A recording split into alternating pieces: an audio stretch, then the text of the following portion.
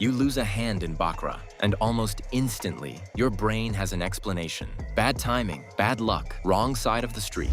Anything except one thing, you. And that is where the real problem starts. Most players do not walk away from a Bakra session thinking, that loss was on me.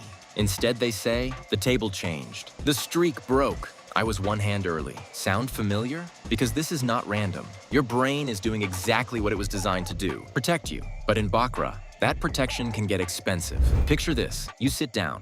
First few hands go your way. Banker hits, you follow it, win. Then again, win. Now you are feeling good. You increase the bet a little. Nothing crazy, just enough to capitalize. Then it happens. Player hits, loss, no problem. You tell yourself, wrong timing, next hand, loss again. Now your brain starts searching, not for truth, for comfort. The table switched. I should have waited. I knew I should have stayed on banker. Notice what just happened. You are rewriting the story because accepting randomness feels uncomfortable, and your brain hates discomfort. It wants a reason, something to point at, something to blame. Because if the loss came from bad luck, you can fix it next hand. If it came from timing, you can adjust. If it came from the table, you can read it better. But here's the problem.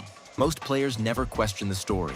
And the story becomes dangerous because once you believe it, you start changing behavior. You bet bigger, you chase, you try correcting something that never needed correcting. This is where players lose control. Not after the loss, after the explanation. And here are 3 signs this is happening. First, you say things like, I knew it, even though you did not. Second, you keep thinking you were close to the streak, close to being right. Third, you start treating losses like mistakes, even when they were just outcomes. That is where things get expensive. Here is the part nobody talks about. Losing is not what hurts players most. Ego does. Because the moment your brain refuses responsibility, you stop learning. You protect confidence. And protecting confidence is expensive because now every loss becomes temporary.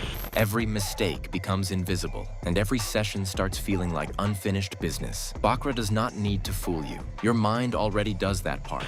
If you play Bakra, remember this. Not every loss has a hidden meaning. Not every streak has a message, and not everything needs an explanation. If this hit, comment, and watch the next video on why smart people lose faster at Bakra. Because most players do not lose to the cards. They lose to the story they tell themselves afterward.